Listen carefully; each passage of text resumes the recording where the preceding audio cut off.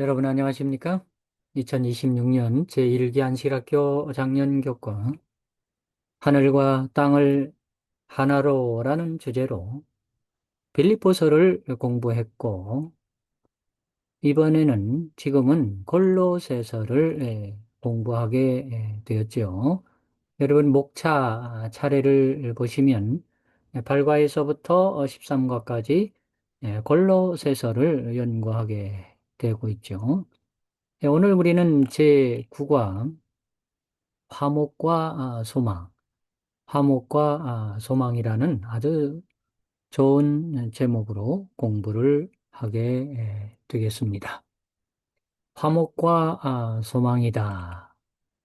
연구할 범위는 골로새서 1장 20절로 29절의 말씀을 공부하게 되겠습니다. 그러나 기억절 말씀은 고린도후서 5장에 나와 있습니다. 고린도후서 5장 21절에 등장하는 것은 하나님이 등장하시고 예수님이 등장하시고 우리가 등장합니다. 그러면 하나님과 예수님과 우리가 어떻게 연결이 되느냐를 설명하고 있습니다. 하나님이 하나님의 의가 하나님의 역할이고요. 죄를 알지도 못하신 이 예수 그리스도죠. 그를 죄로 삼은 것은 그리스도죠. 그 안에서 그리스도죠. 우리를 대신하여, 우리로 하여금, 우리가 하나님의 의 속에 살게 하신다는 그런 뜻이지 않습니까? 하나님이 죄를 알지도 못하신 그리스도를 우리를 대신하여 죄로 삼으신 것은 우리로 하여금 그 그리스도 안에서 하나님의 사랑과 의가 나타나거나 연결되게 하려 하심이라고 하는 말씀이 고린도후서 5장 21절의 말씀이 되겠습니다. 만물을 화목해 하시는 하나님의 이 뜻은 대단한 화목의 주제가 될 것입니다. 물론 이제 지난과 8과에서도 목요일 내용에서 화목의 주제가 있었습니다만은 이 화목은 우주적 범위의 화목 그리고 개별적인 개인적인 차원의 화목을 얘기하고 있는데 이 시간에는 개별적인 차원의 화목에 대해서 얘기를 해 보도록 할 것입니다. 예수님은 십자가에서의 죽음을 통해 모든 사람과 만물을 위한 화목을 이루셨습니다. 이번 주의 본문은 개인의 화목의 과정, 개인적인 화목을 어떻게 이루어져 나갈 것인가 하는 것인데요. 물론 결론은 그리스도의 죽음을 통해 이루어진다고 하는 사실을 전제로 하고 있습니다. 개인적인 차원에서 십자가는 수동적인 상징이 아니라 능동적인 현실이 되며 또한 복음을 듣고 영광의 소망이신 그리스도를 영접할 때 하나님의 사랑은 사람을 변화시킨다고 하는 것입니다. 이러한 모든 과정 속에 하나님이 하시는 일은 만세와 만대로부터 감추어졌던 비밀로 나타나고 있습니다. 이번 과에서 우리는 하나님의 비밀에 대한 내용을 공부하게 될 것입니다. 여러분 오른쪽 밑으로 내려가 보시면은 결론 부분, 이번 과를 전체적인 내용을 간략하게 요약해서 보여주고 있습니다. 이 내용을 읽으시면 이번 과를 전체 이해하는 데 도움이 됩니다. 바울은 골로새 성도들이 인간적인 구원의 길을 따를까 염려하여 흔들리지 않고 복음의 소망에 굳게 설 것을 권면했습니다. 하나님은 구원의 완벽한 계획을 가지고 계시고요. 바울은 그의 사역을 창세부터 시작한 더 크고 장기적인 계획의 작은 부분으로 인식했습니다. 또한 하늘과 땅을 하나 되게 할 비밀이 복음을 통해 밝혀졌고 모든 사람이 복음을 통해 약속을 공유한 한 몸인 교회로 연합하게 되었습니다. 이리하여 복음을 전하는 것은 각 사람을 그리스도 안에서 완전한 자로 세우려 함이며 이를 위해 성경을 따라야 한다는 주제가 바로 이번 과의 요점이라고 하는 것입니다. 자, 여러분 넘기시면 첫째 날 제목이 악한 행실에서 돌이켜 화목하게 하십니다. 악한 행실에서 돌이켜 화목하게 하십니다. 골로새서 1장 21절 22절에서 육체의 죽음으로 말미암아 화목해 하셨다. 악한 행실에 있는 사람들을 화목해 하시기 위하여 육체의 죽음을 죽으셨다는 얘기죠. 즉 멀리 떠나 마음으로 원수가 되었던 나를 위해서 그리스도의 죽음을 통하여 화목해 하셨다는 말씀으로 받아들이면 되겠습니다. 신앙이 없어도 모두가 받아들이는 유일한 기독교 교리는 인간의 죄된 본성입니다. 사람들이 죄인이라고 하는 것을 안다고 하는 그 자체가 복음의 시작이고 구원의 길에 들어서는 것입니다. 자신이 죄인이라고 인정할 때 시작이 되는 것입니다. 자신이 죄인이 아니라고 인정을 한다면, 자기가 죄인이 아니다라고 말한다면 구원의 길과 멀어지게 되는 것이지요. 이 죄된 본성을 가진 인간의 구원을 위하여 처음부터 하나님은 죄의 문제를 해결하기 위해 일하셨으며 유일한 해결책이 십자가 위에서의 당신 자신의 죽음일지라도 그리하셨다 하는 것입니다. 바로 이 계획을 아래쪽에는 원복음이라고 설명하고 있습니다.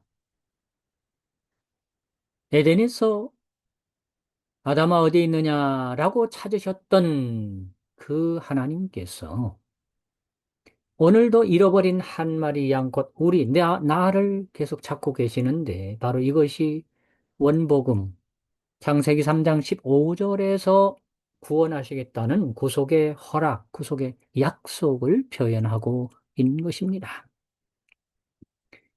이 원복음, 최초의 구속의 약속은 세 부분으로 이루어지고 있습니다. 복음은 세 부분으로 이루어집니다. 첫째, 우리가 스스로를 구원할 수 없기 때문에 예수께서 오셔서 우리의 죄를 위해 죽으셨다는 말씀이고요. 둘째는 믿음과 회개와 침례를 통해 그분의 죽음을 우리의 죽음으로 받아들임으로써 우리는 의롭게 되고 죄의 정죄에서 해방된다는 것입니다. 첫째는 예수님이 죽으셨고, 둘째는 그 예수님을 믿음으로 우리가 죄에서 해방된다는 것이며, 오른쪽의 세 번째는 우리가 지금 사는 삶은, 지금 우리가 살아가고 있는 이 생애는 그분의 재창조하시는 능력을 경험하고 그분이 우리 안에서 사시게 하는 그리스도와의 연합의 결과라고 하는 것입니다. 그래서 여기 네모되어 있는 내용을 여러분이 읽어보시면 결론은 구원의 기초는 항상 예수님의 죽으심 위에 놓여 있다는 사실을 잊지 말라고 말씀하고 있는 것입니다. 아래쪽 영감의 교훈에서 우리는 이 첫째 날 제목의 악한 행실에서 돌이켜 화목해 하심이라고 하는 제목처럼 죄인을 높이려 자신을 낮추신 분이라고 표현하고 있습니다. 하나님의 아들은 타락한 인류를 들어 올리시려고 자신을 낮추셨습니다. 두 가지입니다. 첫째는 인간과 같이 되시기 위하여 하나님이 인간으로 오셨습니다. 그러니까 인간처럼 되셨죠. 그것으로 끝난 것이 아니라 두 번째는 하나님께서 그리스도를 받아들이고 믿은 자들을 하늘로 끌어올려 하나님을 보게 하고 하나님과 함께 생활하는 그러한 위치에 우리를 높여 놓으실 것이기 때문에 우리는 천사처럼 하나님과 함께 하나님을 바라보며 영생하게 되는 과정인 것입니다. 이러한 과정을 이루시기 위해서 하나님께서는 우리에게 길을 열어 보여주셨는데 그 길이 둘째 날 제목에서 만일 너희가 믿음에 거한다면, 이 거한다는 말은 계속한다면, 끊임없이 이어진다면 이루어질 것이라는 말씀인 것입니다. 골로새서 1장 21절에 복음의 소망에 대하여 말하고 있습니다. 틀을 잡고 굳건히 서라는 말씀이 있습니다. 여기 헬라어에는 네 가지 유형의 조건절이 있다. 그 유형이 뭐냐? 뭐 만일 뭐 이런 겁니다. 만일, 만약, 가정입니다. 가정하는 겁니다. 요건, 그렇다면 뭐 그런 얘기입니다. 그래서 여기 만일이라는 말을 쓰고 있는데 바울이 만일은 그 조건이 사실임을 전제로 한다. 그렇게 할 때 그 말입니다. 그 조건이 충족이 될 때 그 말입니다. 바울은 골로새 성도들이 확실히 믿음 안에 거할 것이라는 확신으로 그들을 격려하고 있습니다. 그러면서 오늘 이 시간 이 둘째 날의 제목처럼 만일 너희가 믿음에 거한다면에 대하여 이렇게 자세하게 설명하고 있습니다.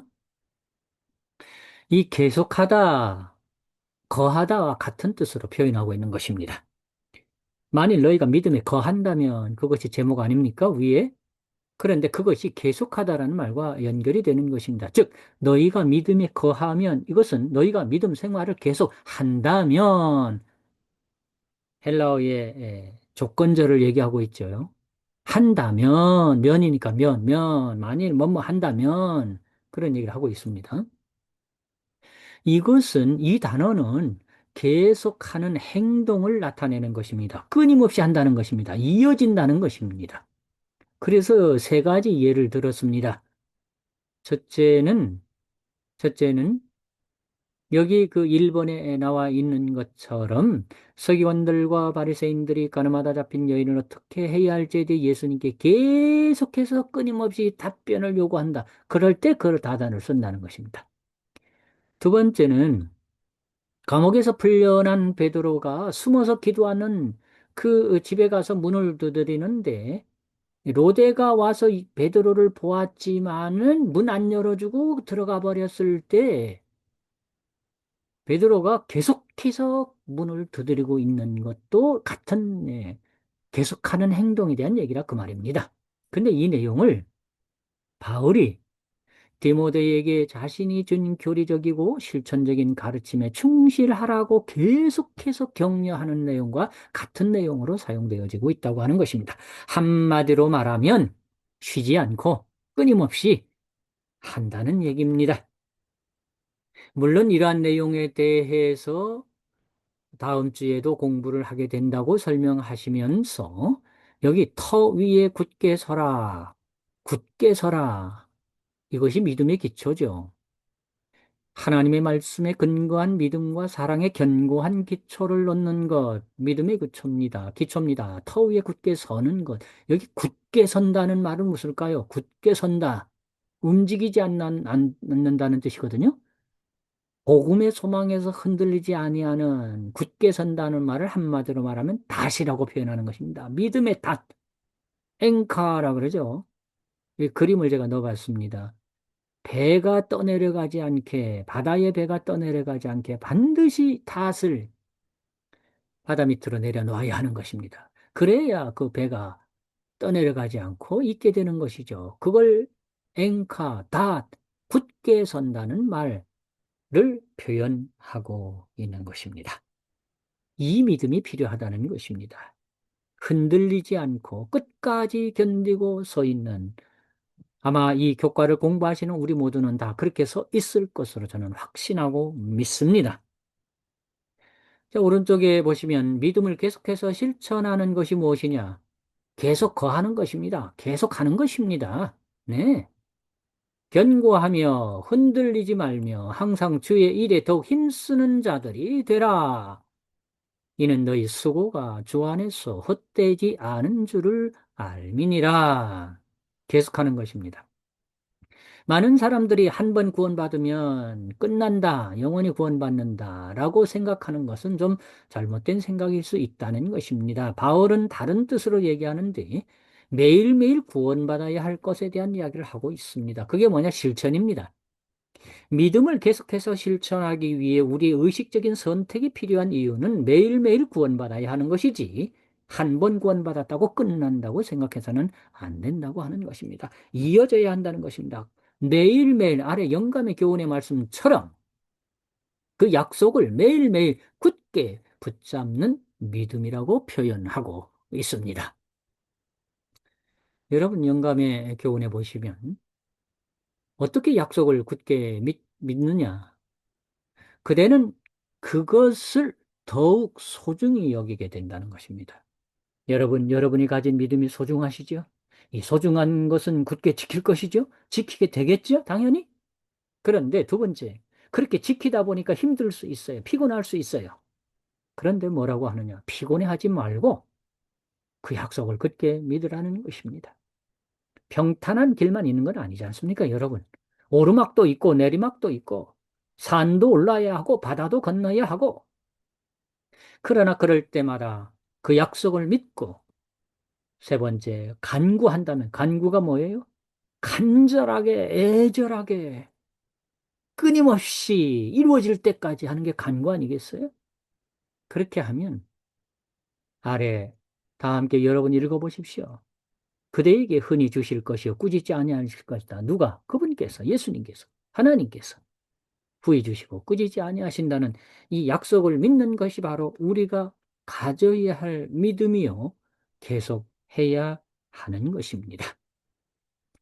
이제 넘기시면 셋째 날 제목은 하나님의 영원한 계획이라는 제목입니다. 하나님의 영원한 계획.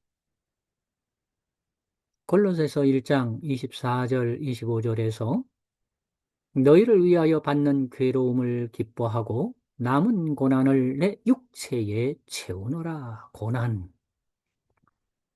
너희를 위하여 받는 괴로움을 기뻐하고 앞으로 받을 고난도 내 몸에 내 육체에 채우겠다. 이 바울의 위대한 믿음의 정신, 사상, 이 모습을 우리는 닮을 수 있으면 얼마나 좋겠습니까? 여기 이번 과에서 바울 서신, 신약 성경에 나오는 14권의 바울 서신이 기록된 모든 내용이 자세하게 설명되어져 있습니다, 여러분. 자, 여러분 보십시오.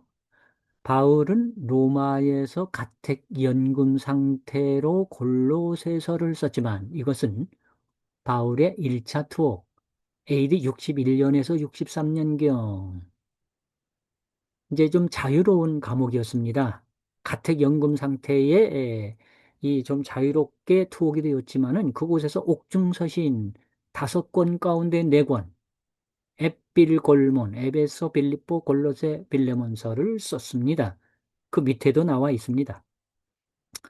그리고 2차 투옥되었던 AD 67년경에 디모데 후서가 기록이 되어서 옥중서신 5권을 엡빌골몬 뒷무라고 보시면 되겠습니다. 그런데 이것이 하나님의 큰 그림이라고 하는 것입니다. 제목이 하나님의 영원한 계획 속의 한 그림인 것입니다. 하나님이 시대마다 그림을 그리고 있는데 이건 역시 창세전부터 계획된 그림이라고 하는 것입니다. 이 큰 그림, 즉 서신을 통한 복음전도 바울이 빌립보의 그리스도인들에게 편지했던 것처럼 골로새 성도들에게 편지하는 것, 이게 큰 그림입니다. 하나님의 그림 가운데 하나입니다. 네, 이것이 하나님의 영원한 계획 속에 있었던 것입니다, 여러분. 조금 더 내려가 보겠습니다, 여러분. 자, 바울은 감옥에 갇혔지만 바울은 감옥에 갇혔지만 하나님의 말씀은 매이지 아니하였다. 디모데후서 2장 9절. 이거 2차 감옥에 갇힌 순교 전에 갇혔던 감옥입니다. 여러분 표시가 다르죠? 바울이 이렇게 갇혀 있는 동안 빌립보서, 에베소서, 빌레몬서가 기록되었다. 이건 1차 가택연금 1차 감옥에 있을 때 얘기입니다. 그런 다음에 1차와 2차 사이 석방이 됐습니다. 자유롭게 몇 년 다녔습니다. 네. 석방 후에 1차 옥중서신 4권 쓴 이후에 석방 후에 하나님께서 그에게 영감을 주셔서 중요한 권면들이 담긴 디모데전서와 디도서를 기록하게 하셨는데 자유로울 때 말입니다. 석방 후 자유롭게. 아마도 밑에 있는 히브리서도 아마도 히브리서도 이 기간에 기록되었을 것으로 예측합니다. 네.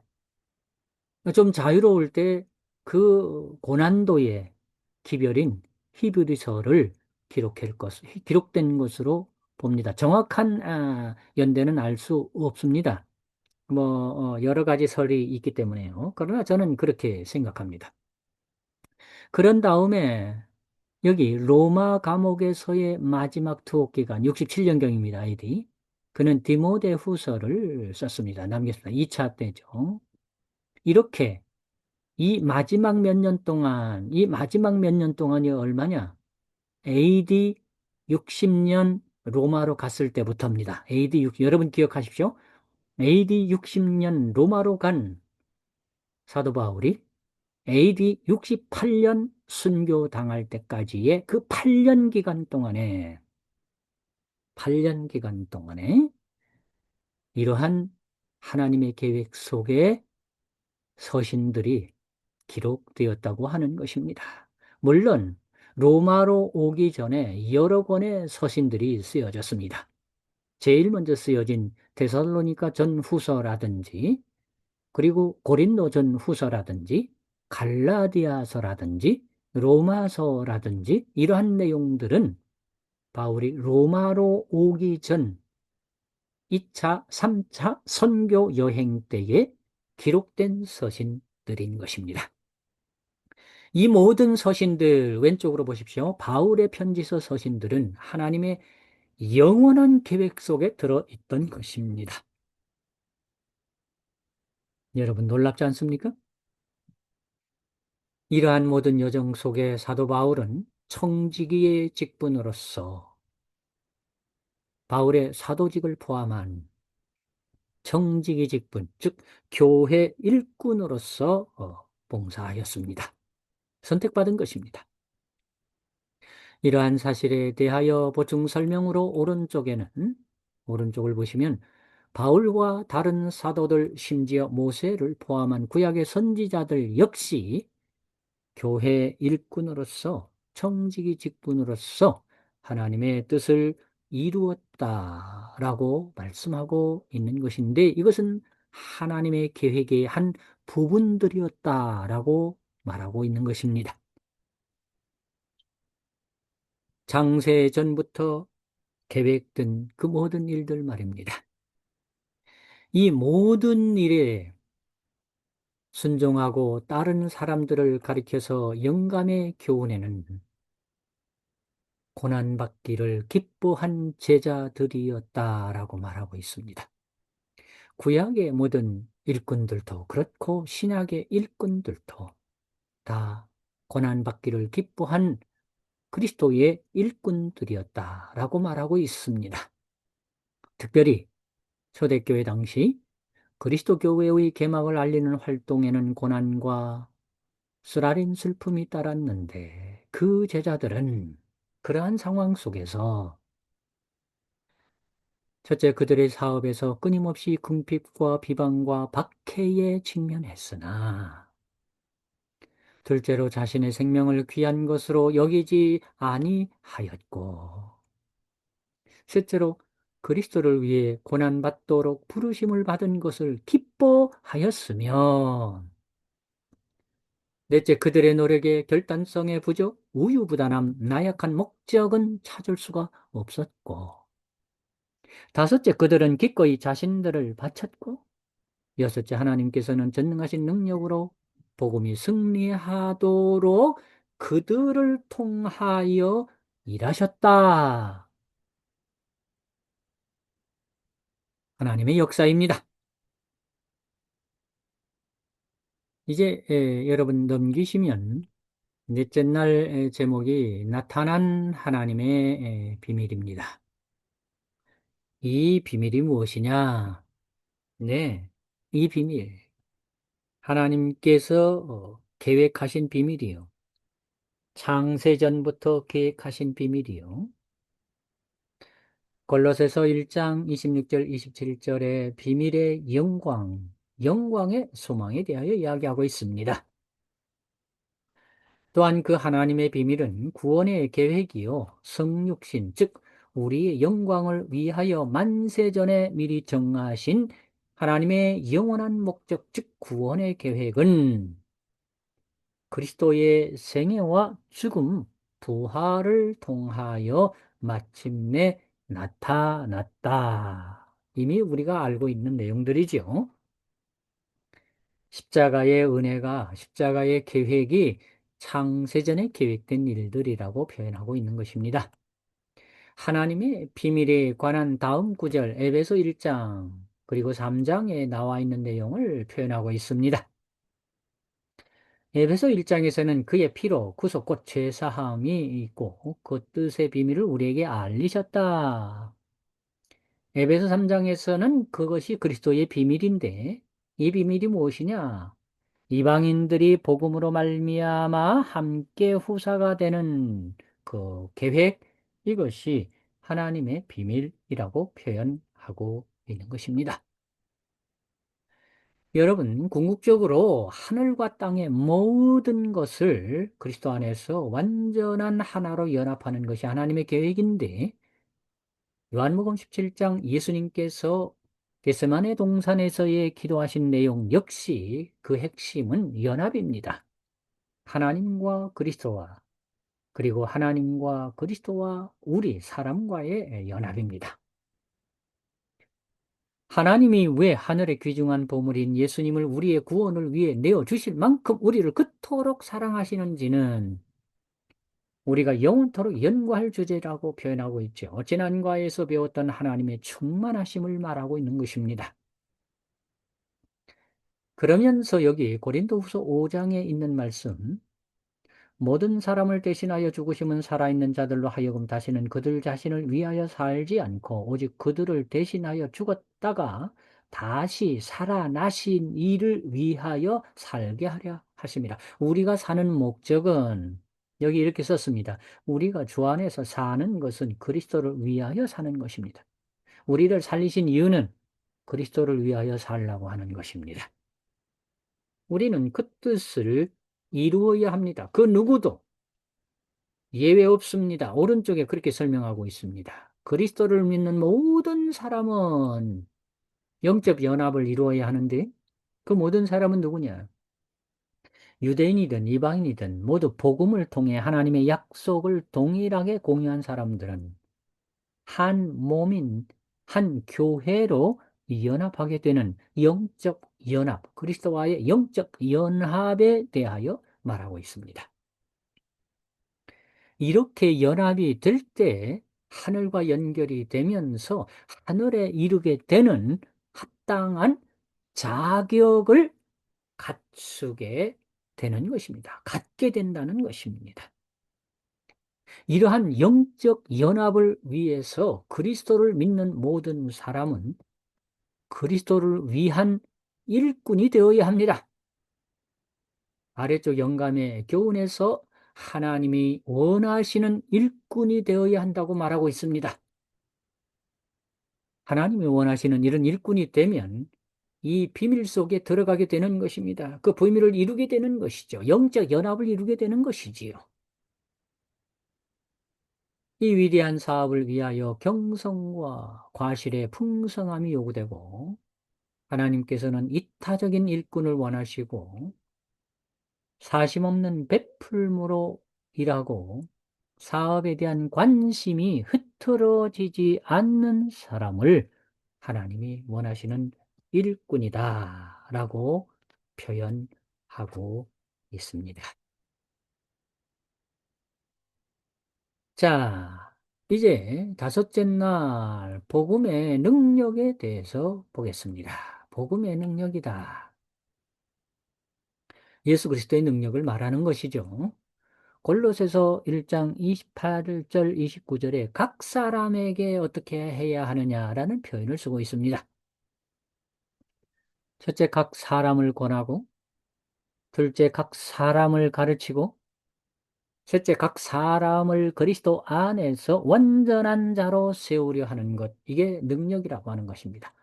복음의 능력이라고 표현하는 것입니다.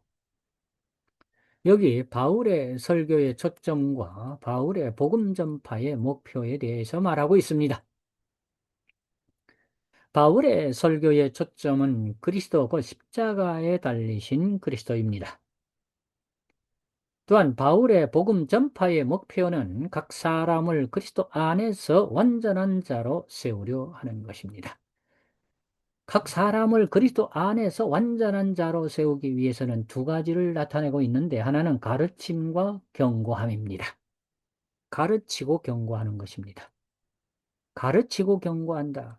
가르쳐서 잘 듣고 행하면 되는 것이고, 가르쳤는데도 잘 하지 않는다면 경고하는 것입니다. 경고는 결과가 달라질 수 있습니다.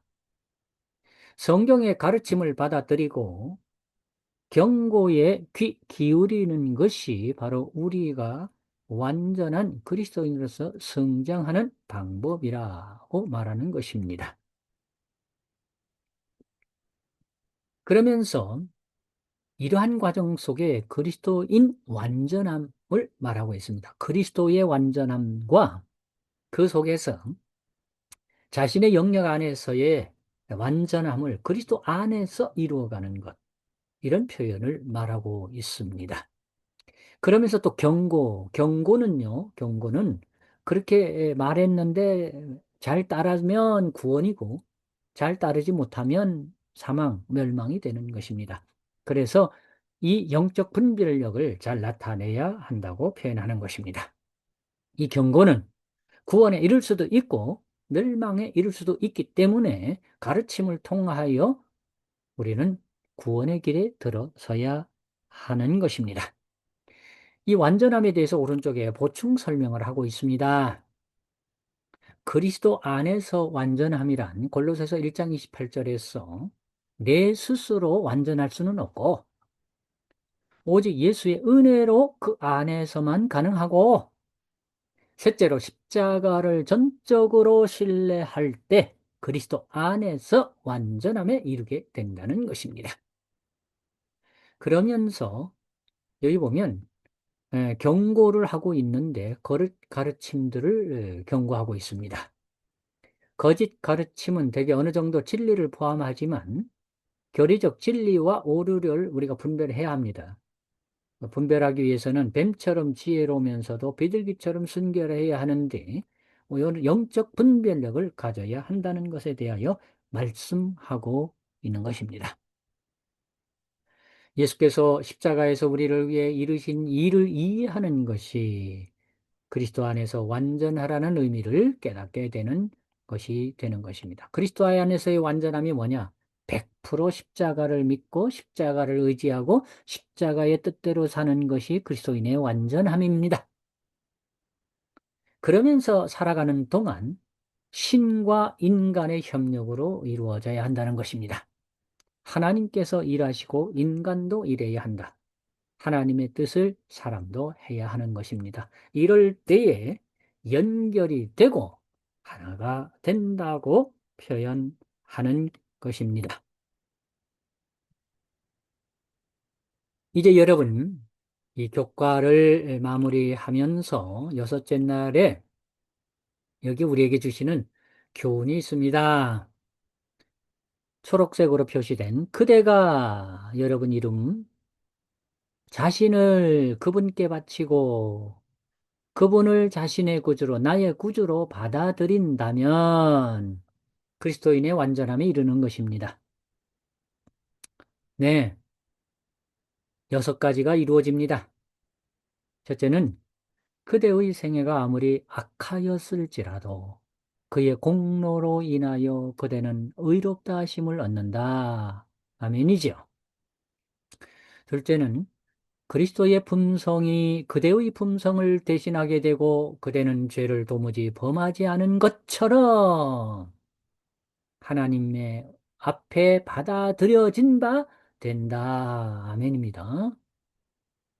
이뿐만 아니라 그리스도께서는 마음을 변화시키신다. 아멘이죠. 넷째로 예수님은 믿음으로 말미암아 그대의 마음 가운데 거하신다. 아멘이죠. 다섯째, 그대는 믿음과 그대의 의지를 계속해서 그분에게 드림으로써 그리스도와의 이 연결을 유지해야 한다. 아멘입니다. 여섯째, 그대가 이렇게 하는 한 그분은 그대가 원하고 행하는 것을 당신의 기쁘신 뜻대로 행하게 하실 것이다. 아멘. 아멘. 이 교과를 연구하시고 들으시는 모든 분들께서 이런 귀한 복을 얻게 되시기를 바라면서 오늘 교과 공부 마치도록 하겠습니다. 감사합니다.